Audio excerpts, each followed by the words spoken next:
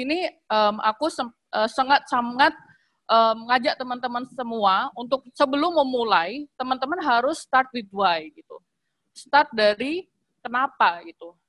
Kalau ditanya, kenapa kok saya fokus di bidang lingkungan sejak tahun 2011, jadi tadi saya sempat cerita bahwa saya belum menemukan passion, saya salah jurusan, dan saya baru merasa bahwa lingkungan itu unik itu waktu saya di tingkat awal kuliah. Selain itu, waktu itu saya pernah ke Amerika Serikat tahun 2014, cukup banyak tertampar, karena kita dulu masih masuk developing countries ya, negara berkembang. Nah, waktu itu saya dapat program selama kurang lebih 2 bulan untuk belajar tentang lingkungan. Di sana saya belajar ekoturism, kemudian juga food security, terus kemudian juga belajar waste management, terus kemudian juga belajar urban planning, dan juga belajar bagaimana semuanya agar sustainable. Dari situlah start that why itu, akhirnya saya memulai beberapa inisiasi dan saya mencoba untuk mengapply proyek-proyek yang saya kembangkan sebelumnya. Nah, selain start with why, teman-teman juga harus tahu background teman-teman apa. Selain background dari teman-teman, teman-teman juga harus tahu passion teman-teman apa. Jadi misal kalau teman-teman background-nya law, kebanyakan kalau background-nya law jadi advocate. Kemudian misal kalau background-nya fisheries dari marine specialist, water consultant, dan sebagainya.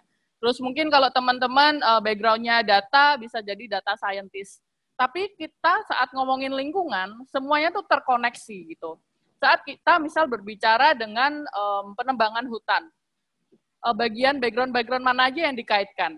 Salah satunya bisa dikaitin dengan law, karena di situ berhubungan dengan hukum, bagaimana undang-undang dan bagaimana peraturan pemerintah dalam mengelola hutan itu sendiri gitu. Jadi saat kita ngomongin lingkungan, berarti kita itu ngomongin semuanya. Karena kenapa? Kita hidup di satu bumi, kita nggak hidup di Mars gitu.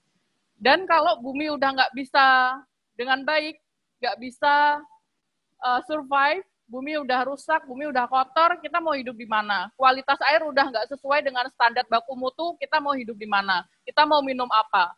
Kayak gitu. Makanya saat kita ngomongin tentang lingkungan, kita juga harus ngomongin ke background kita, dan semua dari background kita itu sebenarnya bisa dikaitkan. Apa maksudnya youth action? Setelah kita tahu background kita apa, kita juga perlu untuk bergerak.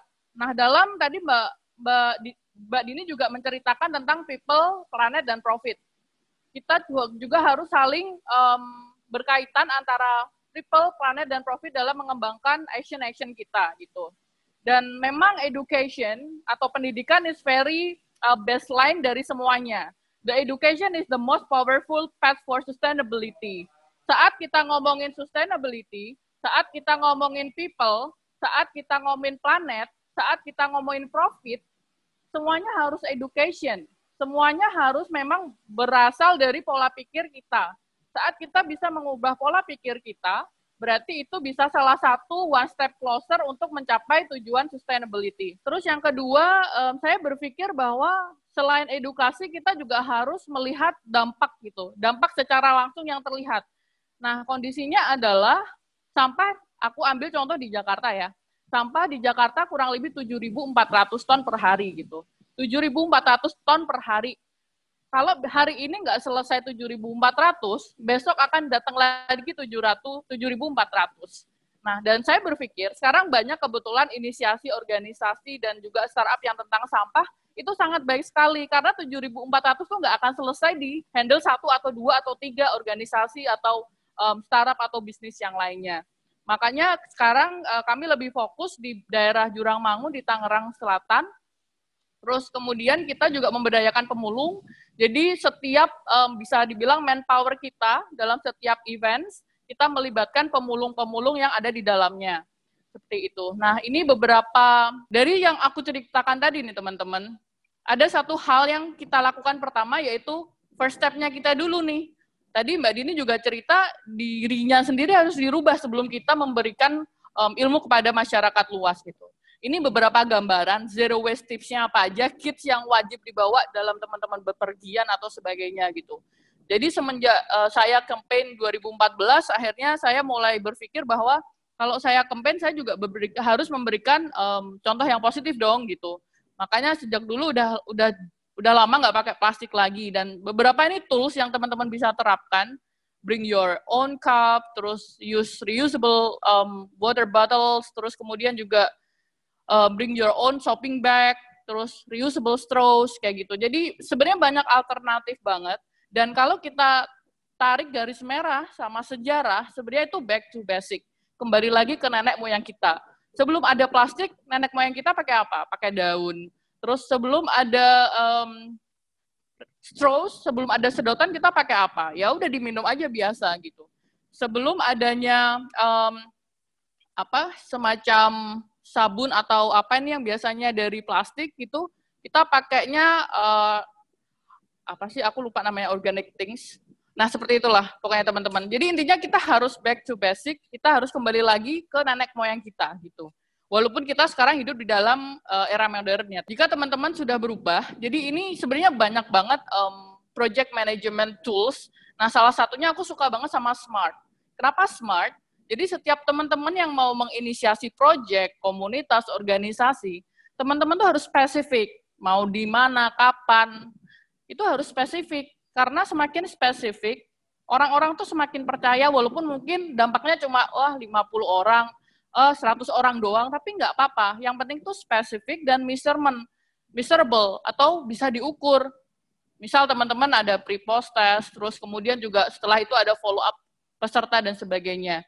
Dan dari situ nanti teman-teman bisa achievable. Dari situ achievable, wah ternyata sesuai sama target nih, kayak gitu. Dan juga relevan. Sometimes kita udah banyak ide, sometimes juga nggak relevan ya, karena saking bingungnya mau mana dulu yang mau diimplementasikan gitu. Dan yang paling penting adalah time based gitu. Jadi saat ditanya kapan, dibikin milestone, misal per kuartal atau per 4 bulan sekali, atau mungkin 3 bulan sekali.